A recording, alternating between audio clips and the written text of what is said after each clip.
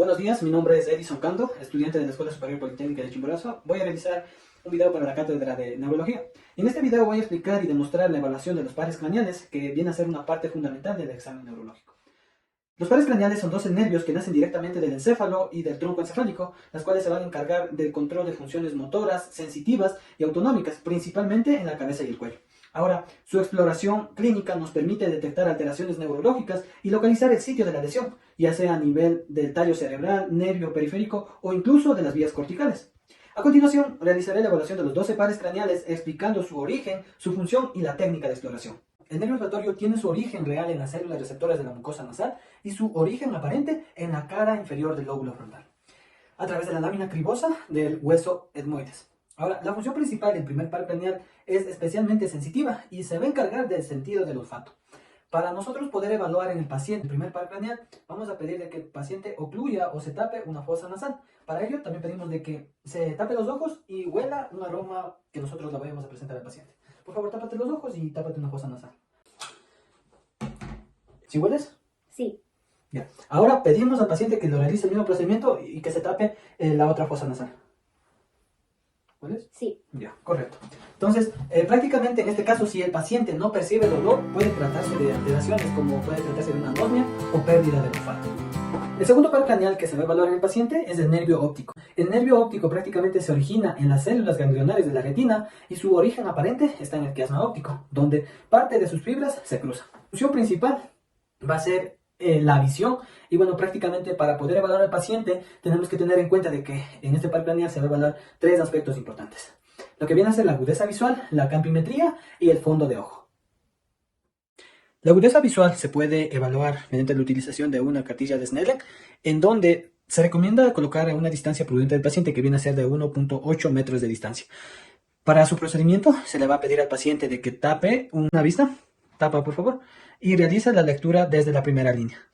T, Z, P, T, O, C, Z, L, P, E, D, E, T, O, D, C, F, D, P, C, Z, L, F, T, C, F, D, T, E, O, P, L, L, D, C, Z, O, T, E, P, P, F, G, D, T, Z, L, B. Correcto. Ahora vamos a realizar el mismo procedimiento tapando el otro ojo. También se va a evaluar lo que viene a ser la campimetría del paciente. Para ello nos colocamos a una distancia frente al paciente de 1 metro a la misma altura. Para este procedimiento vamos a pedir al paciente de que de igual manera se tape una vista, tápate por favor, y que con la otra vista mantenga la mirada en la punta de mi nariz. Entonces vamos a pedir de que sin dejar su mirada en la punta de mi nariz, me diga, ¿cuántos dedos ves acá? 2, 3, 1. Correcto. Ahora repetimos el procedimiento, pero necesitamos de que se tape la otra vista, por favor. 1, 2, 3. Finalmente también podemos realizar en el paciente lo que viene a ser la evaluación del fondo de ojo. Sin embargo, en esta ocasión no disponemos de oftalmoscopio, por lo cual no se va a realizar este procedimiento. El tercer par craneal que se va a evaluar en este caso viene a ser el nervio oculomotor. Tiene su origen real en el mesencéfalo a nivel del colículo superior y su origen aparente está en la fosa intrapeduncular. La función de este par craneal va a ser motora y parasimpática, es decir, controla la mayoría de los músculos del globo ocular, el elevador del párpado superior y la contracción pupilar. Para nosotros evaluar este par craneal en el paciente, vamos a pedir de que siga los movimientos que voy a realizar con mis dedos. En este caso voy a realizar movimientos en forma de H. Aquellos movimientos que el paciente va a seguir van a ser solo con el movimiento ocular, más no con el movimiento como tal de la cabeza. Entonces, por favor, sigue el movimiento que voy a hacer con los dedos. Correcto. Entonces, ¿qué pasa si hay una lesión en este par craneal? Pues prácticamente se puede observar lo que es una ptosis palpebral, una midriasis, una desviación del ojo hacia abajo e incluso hacia afuera.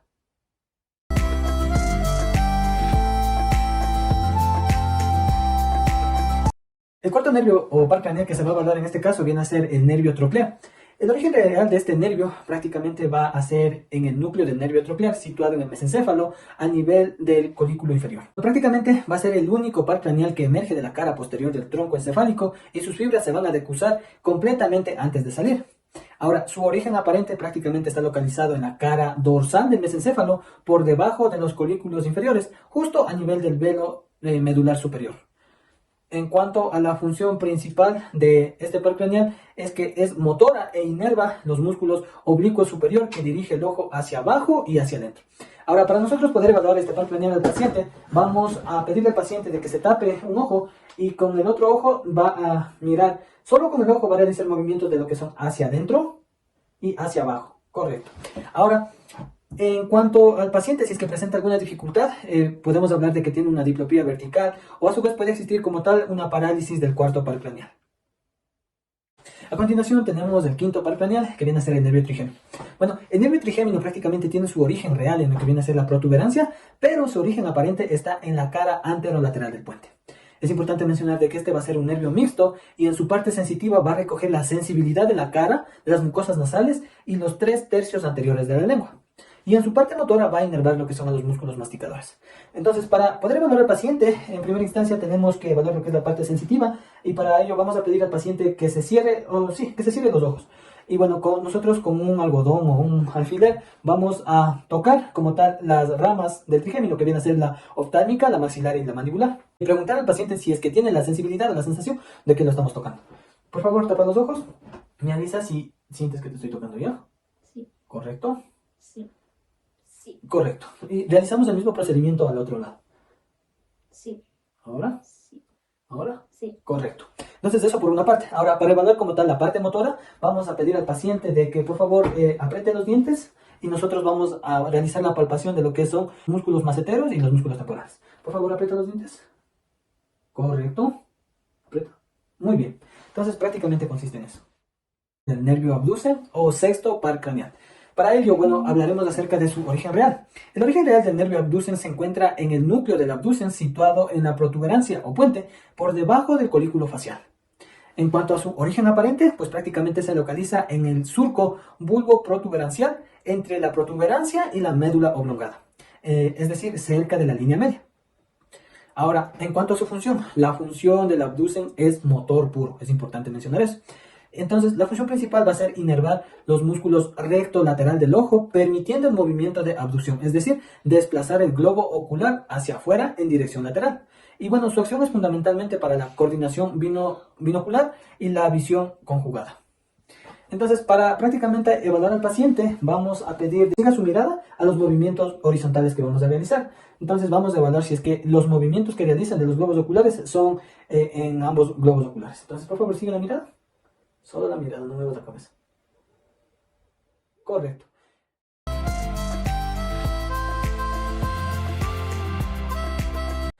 A continuación, tenemos el séptimo par craneal, que viene a ser el nervio facial. Bueno, prácticamente el nervio facial tiene su origen real en el núcleo motor facial de la protuberancia. Y bueno, prácticamente su origen aparente va a estar en el surco bulbo protuberancial lateral al sexto par craneal. Bueno, prácticamente el nervio facial viene a ser un nervio mixto, por lo tanto va a tener funciones tanto motoras, sensitivas y parasimpáticas. En lo que viene a ser las funciones motoras, prácticamente controla lo que son los músculos de la expresión facial. En lo sensitivo, transmiten el gusto de los 2/3 anteriores de la lengua. Y en la función parasimpática, estimula las glándulas lagrimales y también las glándulas salivales. Ahora, ¿cómo realizo la evaluación de este par craneal en el paciente? Pues bueno, prácticamente nos vamos de igual manera a ubicar frente al paciente. Entonces vamos a pedir de que por favor frunza el ceño. Correcto. Cierra los ojos con fuerza. Sonríe mostrando los dientes. Correcto. Infla los cachetes. Correcto. Entonces nosotros vamos a evaluar en este caso si es que existe una asimetría facial o una debilidad que vendrían a ser como tal patológicas, en el cual podría tratarse de una parálisis facial, ya sea de tipo central o de tipo periférica. Ahora tenemos el nervio vestíbulo coclear u octavo par craneal. En este caso, prácticamente el origen real de este nervio va a ser en los núcleos cocleares anterior y posterior y núcleos vestibulares superior, medial, lateral e inferior, las cuales van a estar ubicadas en la protuberancia y en el bulbo raquídeo y van a recibir información auditiva y del equilibrio desde el oído interno. El origen aparente de este par craneal va a ser en el ángulo pontocerebeloso entre la protuberancia, el bulbo y el cerebelo. La función es que prácticamente va a ser sensitiva puro, es decir, transmite impulsos que van a estar relacionados con la audición y el equilibrio. Ahora, para nosotros poder evaluar al paciente, vamos a realizar algunas pruebas, como es la prueba de Rinne, la prueba de Weber y la prueba de Romer. En cuanto a la audición, para nosotros vamos a ayudarnos del diapasón. Entonces, la prueba de Rine va a consistir en colocar el diapasón en la apófisis mastoides y luego cerca del oído para preguntar al paciente o para confirmar si es que percibe el sonido del diapasón. Entonces, por favor, me avisas hasta qué hora, o sea, si percibes el sonido y hasta qué momento percibes, ¿ya? ¿Sí escuchas? Sí. Me avisas cuando dejas de escuchar.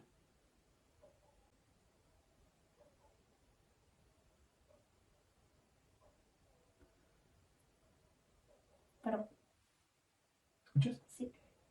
Me avisas a qué hora dejas de escuchar.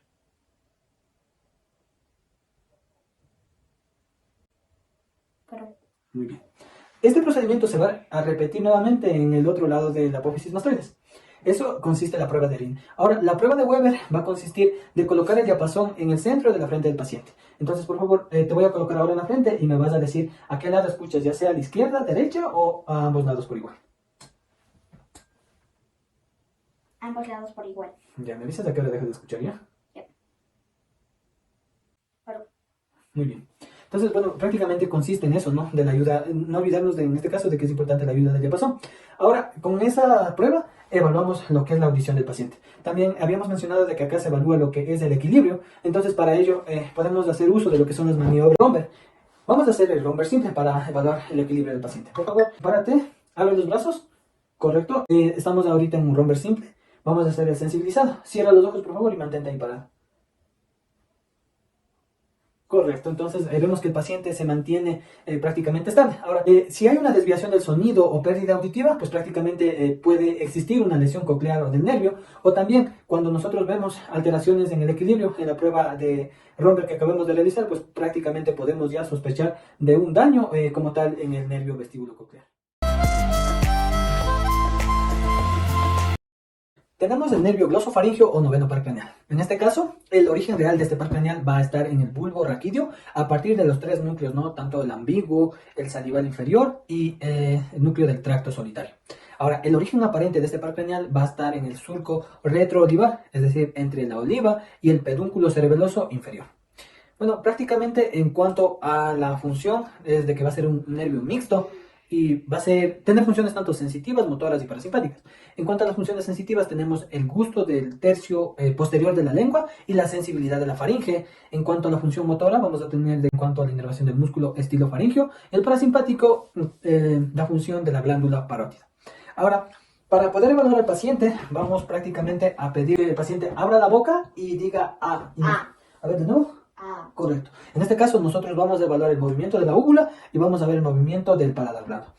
También vamos a evaluar como tal el reflejo nauseoso. Para ello vamos a utilizar un bajalengua y vamos a tocar la pared faríngea y de esta manera vamos a provocar lo que es el reflejo nauseoso. Entonces, por favor, abre. Correcto. Entonces, en este caso, si es que el paciente no tuviese como tal el movimiento de la úvula o a su vez no presentase el reflejo nauseoso, pues prácticamente pudiese existir una lesión del noveno par craneal. Ahora llegamos al nervio vago o décimo par craneal. Bueno, el origen real de este par craneal va a ser en el bulbo raquídeo de los núcleos ambiguo, dorsal del vago y del tracto solitario.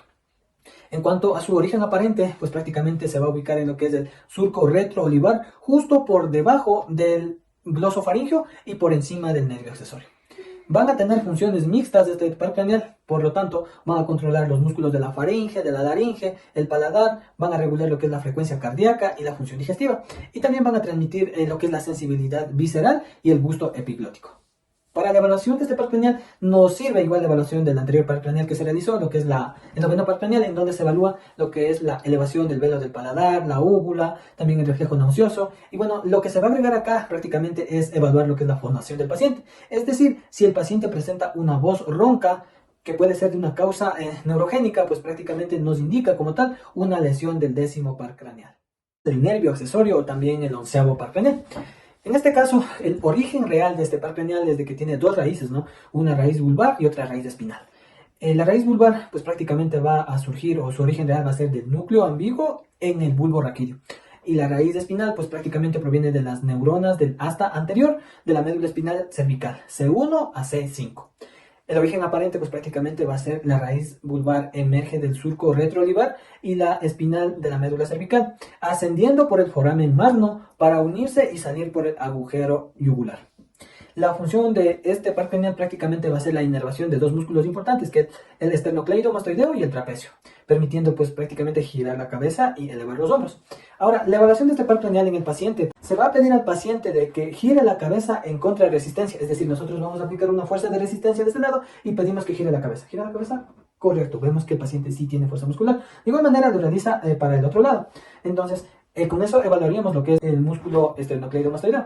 Ahora, para la evaluación del músculo trapecio, pedimos al paciente que eleve los hombros y nosotros vamos de igual manera a aplicar una fuerza de resistencia. ¿Eleva los hombros? Correcto, otra vez. Muy bien, entonces constatamos de que el paciente sí tiene fuerza muscular. Ahora, si el paciente presentara una debilidad al realizar estos movimientos, pues prácticamente sería un indicativo de que existe una lesión del onceavo par craneal.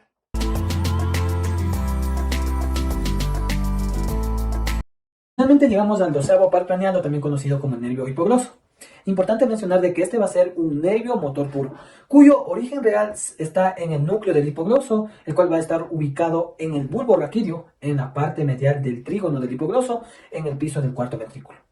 El origen aparente de este par craneal pues prácticamente va a estar entre la pirámide y la oliva vulvar, en la cara anterolateral del bulbo.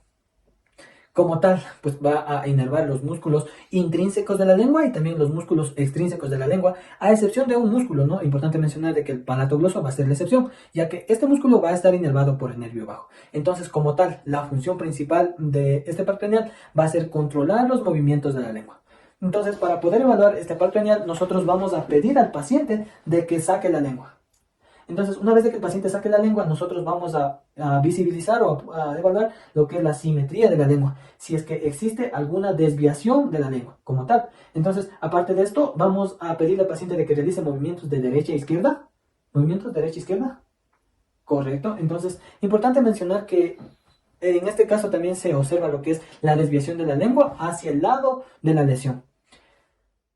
La evaluación de los pares craneales es fundamental porque permite identificar alteraciones neurológicas de forma temprana, localizar lesiones en el sistema nervioso, ya sea central o periférico, y orientar el diagnóstico clínico, garantizando así una atención oportuna y precisa al paciente.